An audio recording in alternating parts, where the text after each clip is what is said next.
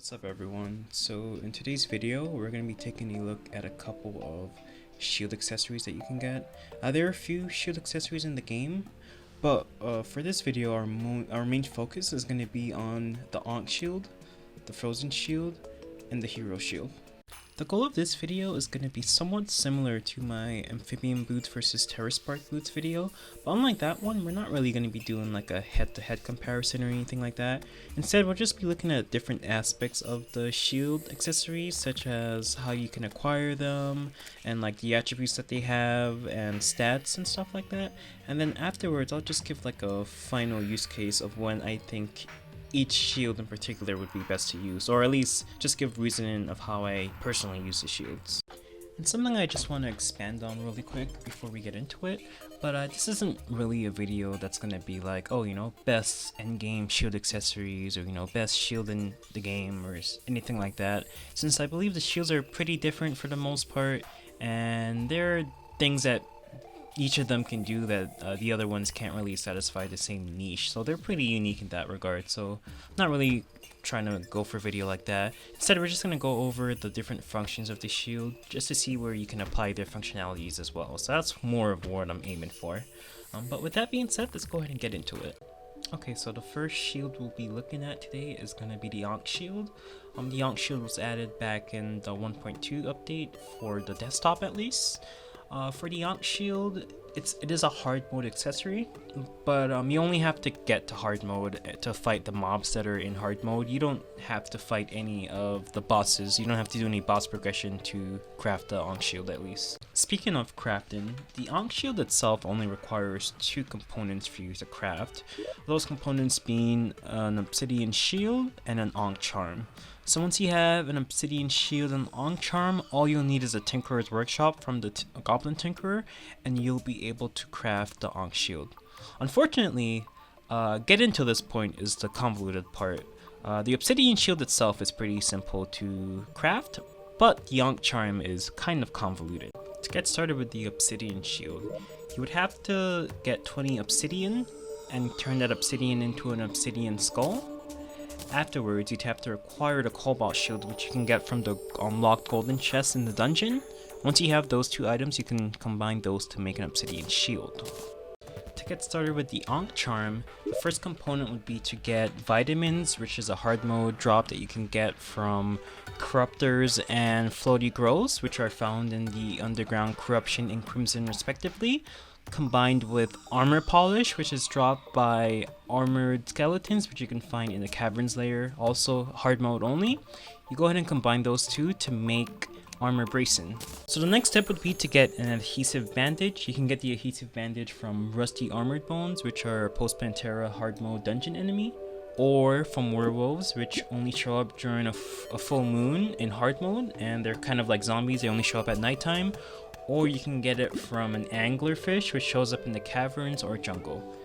Then you want to get a Bezoar, which you can get from pre-hard mode Hornets in the jungle, the green Moss Hornets in hard mode, or the Toxic Sludge, I think it's called, that you can find in the caverns layer in hard mode as well. After you get those 2, you just want to go ahead and combine them, and that'll get you a Medicated Bandage, which is another component of the Ankh Charm. Afterwards, you'd want to get a Nazar, which you can get from either Cursed Hammers, Enchanted Swords, or Crimson Axe, all which can be found in Underground Corruption, Underground Hollow, or Underground Crimson in a hard mode world.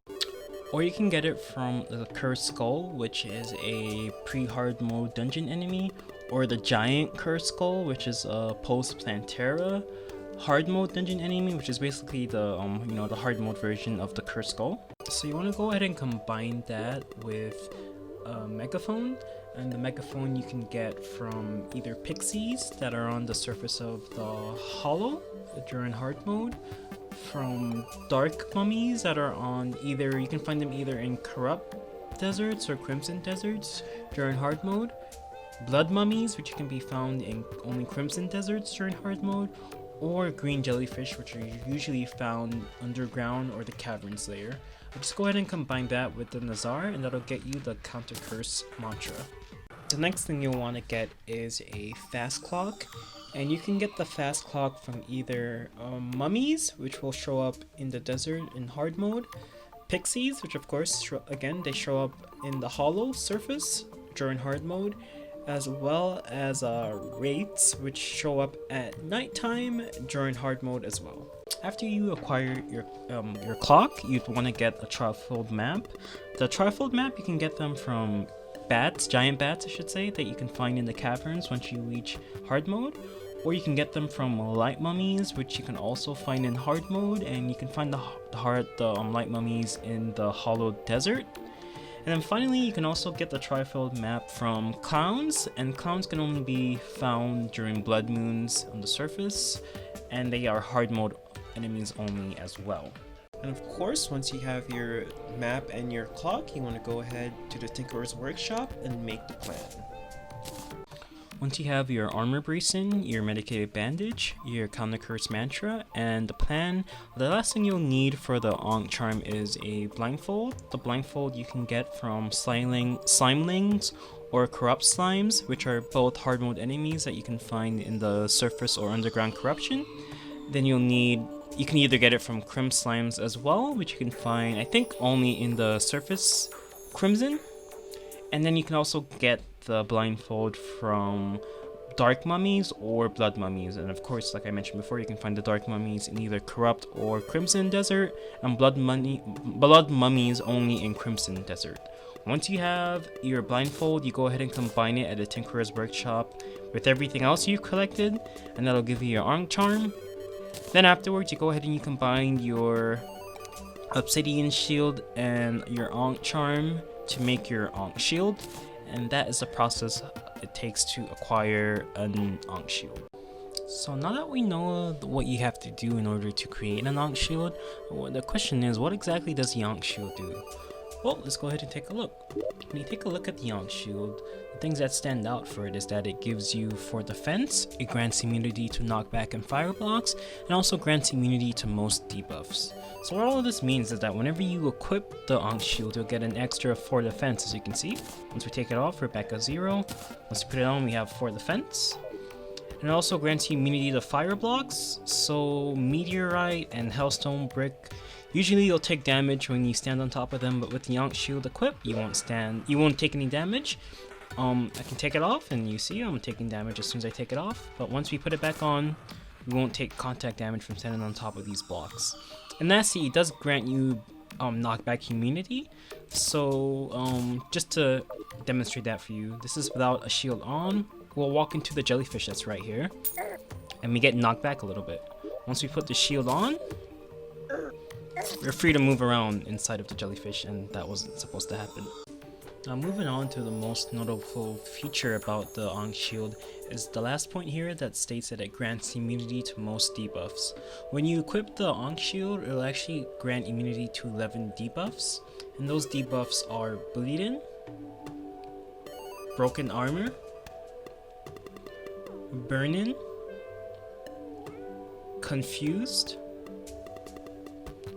Cursed, Darkness, Poisoned, Silence, Slow, Weak, and Chilled. It's also worth noting that there are still a lot of debuffs that you're not immune to with the Ankh Shield. Some of them are like Cursed Inferno, Ichor, Withered Armor, and then some of them you can also get from like late game lunar events such as like Electrified or Moonbite. So as the text states in the for the Ankh Shield, it only protects you from most debuffs in the game. There's still a couple of them that you're not going to be immune to even with the Ankh Shield. One last note about the Ankh Shield, so if you ever have a debuff, but as you can see we don't have the Ankh Shield equipped and we have the slow debuff, you can always just put the Ankh Shield on if it's in your inventory, and that'll get rid of the debuff that you have. So that's another cool trick you can do with the Ankh Shield as well. Alright, so now we're on to the next shield. The next shield is going to be the Frozen Shield, and the Frozen Shield was added back in the 1.4 Journey Mode update, and it's also a post-Pantera hard mode accessory. With regards to crafting, the Frozen Shield is a lot simpler than the Ankh Shield. All it requires is a Paladin's Shield, which you can get from Paladins in the dungeon in hard mode, as well as a Frozen Turtle Shell, which you can acquire from Ice Tortoises in usually the underground ice biome, and that's also during hard mode. Now, Paladins and Ice Tortoises are very dangerous enemies that do a lot of damage, and they're tanky, and they're kind of hard to kill. But I do have a couple videos on how to set up a farm for them, kind of. So make sure you check that video out after you're done watching this one. But anyway, once you have both the Paladin Shield and the Frozen Turtle Shell from the Ice Tortoise and the Paladin, you just find a Tinkerer's Workshop, and then you can go ahead and craft it and make the Frozen Shield. Alright, so now that we know how to acquire a Frozen Shield, let's go ahead and take a look at some of its stats. So the Frozen Shield combines some stats from the Paladin Shield as well as the Frozen Turtle Shell that we used to make the Frozen Shield earlier on. But looking from its stats, we can see that it gives us 6 defense, grants immunity to knockback, similarly to the Ankh Shield, puts a shell around the owner when below 50% life that reduces damage by 25%, and also absorbs 25% of damage done to players on your team when above 25% life. Alright, so when looking at the Frozen Shield, of course, so it offers a little bit more defense than what the Ankh Shield grants us, and it does give us the same knockback immunity as the Ankh Shield, but the most interesting part is the Frozen Turtle Shell part, which gives us the shell around us when we're below 50% life. It gives us that 25% damage reduction. So for us right now, we're at 400 HP, so below 50% would be 200 HP. I'm gonna go ahead and use our assistant here and get hit a couple times. As you can see, those were like triple digit numbers, very high damage.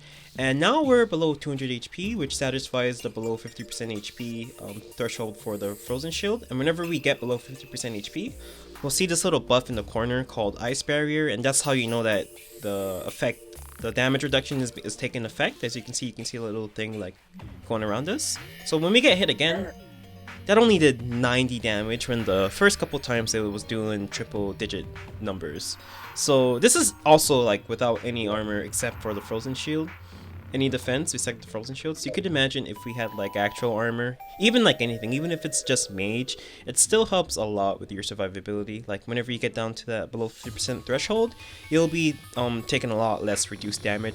So taking a look at the last point for the Frozen Shield, the absorbs 25% damage done to players on your team when you're above 25% life. So in this instance, we're at 400 HP. So if 25% of that is going to be 100. So as long as we're above 100 life, 100 HP, whatever damage our teammates will take, we take 25% of that damage. So it's sort of like a tankish thing, you can sort of think about it.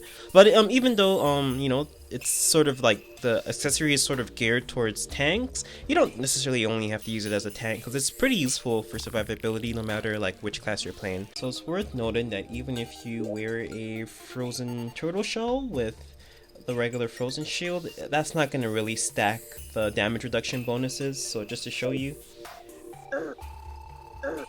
it'll still only activate if you're below 50% HP, and it'll still just be a simple 25% damage reduction. It won't be like a 50% damage reduction or anything. So the bonuses don't stack. Now we're on to the last shield for the video, and that will be the Hero Shield. So the Hero Shield was added back in the 1.4 update as well, the Journey Mode update. And it is also a hard mode post-Pantera accessory. Crafting is pretty similar to the Frozen Shield. To craft it, you'll need a Paladin Shield, which you can get from Paladins again, from the dungeon post-Pantera, as well as Flesh Knuckles. And Flesh Knuckles you can get from Crimson Mimics, which can be found in the Underground Crimson, also in hard mode. Much like with many other accessories, you simply need a Tinkerer's Workshop. You get your Paladin Shield, you get your Flesh Knuckles, and boom, there you go, you have a Hero Shield. When taking a gander at the stats for the Hero Shield, you can see that it gives you 10 defense, grants immunity to knockback, absorb 25% of damage done to players on your team when above 25% life, and enemies are more likely to target you when you have the shield equipped. Alright, so what stands out with the hero shield is that it does give you 10 defense, which is pretty a sizable amount of defense for just a singular item. If you could get like the Warden prefix with it, that'll be 14 defense, which is really good for just one accessory to give you all that defense. You know, it's pretty useful for if you just like want to like tank up for whatever reason, like you're doing boss fights or whatever. This would be a very good item for that reason, since it gives you like so much defense. And of course, it guarantees you the same knockback immunity as the Frozen Shield as well as the Ankh Shield. And it has the same absorbs 25% damage on the players when above 25% life, like the Frozen Shield does. So it's sort of like a tanky item as well. It helps out in multiplayer. If you're not playing multiplayer, then of course that little point doesn't matter. But if you are playing multiplayer, then it's, you know, it could be used to tank for your teammates that are a little bit weaker than you or don't have as much defense or whatever. And then the last point, it makes enemies more likely to target you. And the reason that's interesting, because if you don't know, there are several items, there's sort of like a hidden category, hidden statistic I would say, called aggro, and there are items that affect aggro, such as like invisibility potions or vortex armor / shroomite armor. You know how like when you go into stealth mode and you go invisible, how enemies sort of just like pass you up a lot of the times, they don't notice you. Well, yeah, there's sort of like a hidden statistic called aggro, and those sort of items and armors and accessories affect aggro. What the hero shield does comes from the flesh knuckles, which increases enemy aggro. So basically that means that from further away, enemies are going to aggro onto you than unlike they would normally do. So enemies will aggro onto you further away than what they would normally do if you were not wearing the hero shield or the flesh knuckles. So yeah, that's sort of what it does for enemy aggro. I mean, it doesn't matter too much for single player, because, you know, the enemies are only going to be chasing you, but in multiplayer at least, enemies will be locking onto you from further away, which, you know, will be good if you're trying to satisfy the tank role and take damage off of your teammates. And of course, it's worth noting that since, you know, the Paladin Shield and the Frozen Shield, they all have the 25% damage absorb thing, it's not going to stack with the Hero Shield, so they don't stack with each other, so there's no point putting on both shields in hopes that that ability stacks, because it's going to be the same thing, so you're only going to absorb 25% damage as long as you're above 25% life. So now that we've gone over the shields, we know how to get them, we know the attributes that the shields have, you know exactly what they do. What exactly is the final verdict for the shields? Starting off with the Ankh Shield, I think this shield has a lot of utility.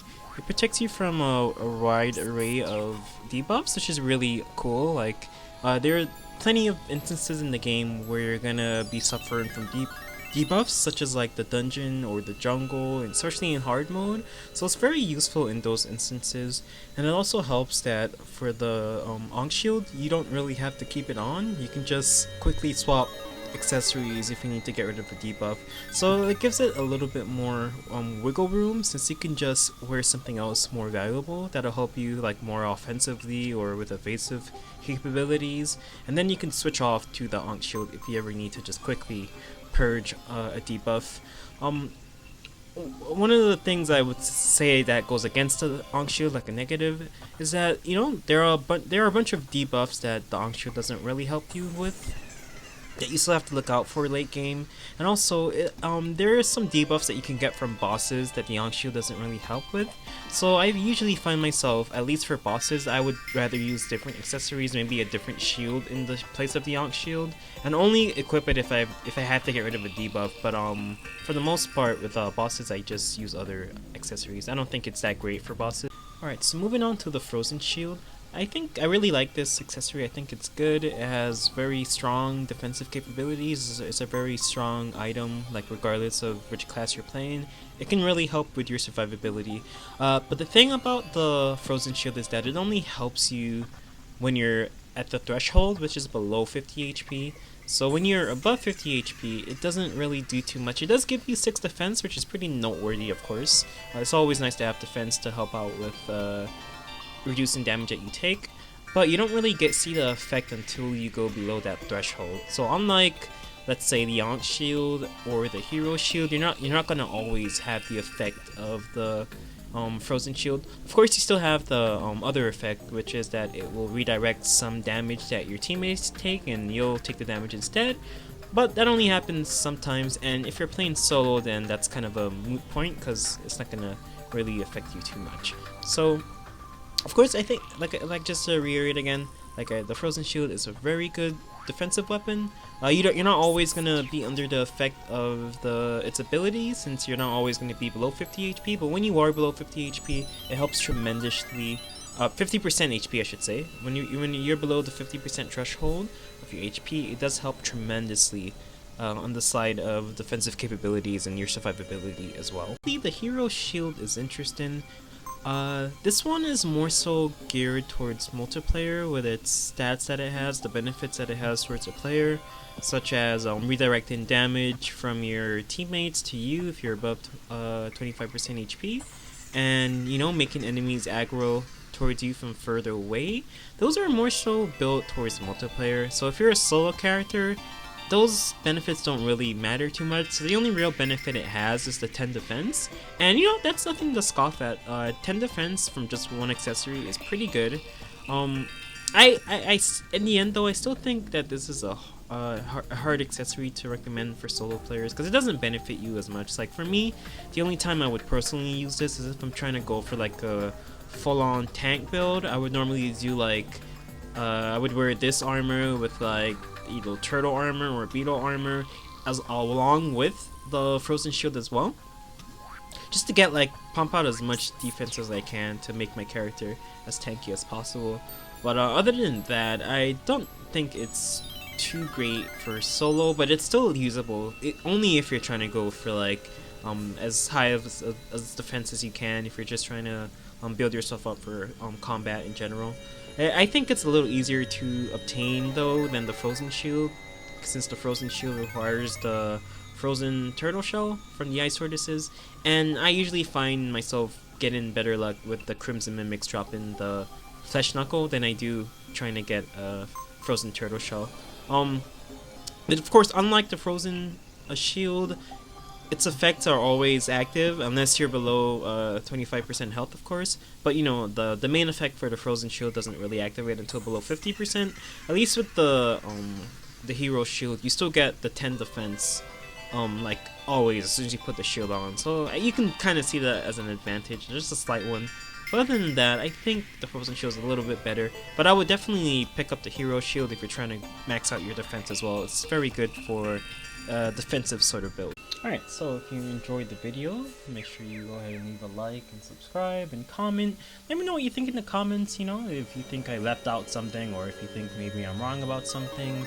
Just go ahead and leave a comment. I want to know, how do you guys utilize the shield? Do you agree with me? What are your opinions on the shield? Just about anything, just go ahead and leave a comment. Stay tuned for more streams. I am streaming on YouTube now on this channel, so I usually do some Terraria streams at least 3 times a week, so stay tuned for some Terraria streams.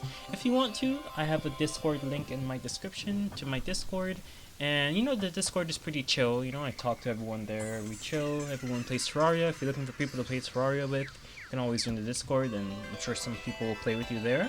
And I always notify them when I go live as well on YouTube, so if you want to keep up with the streams, just come into Discord and I'll notify you as well. Alright, thanks for watching, and I'll see you in the next episode.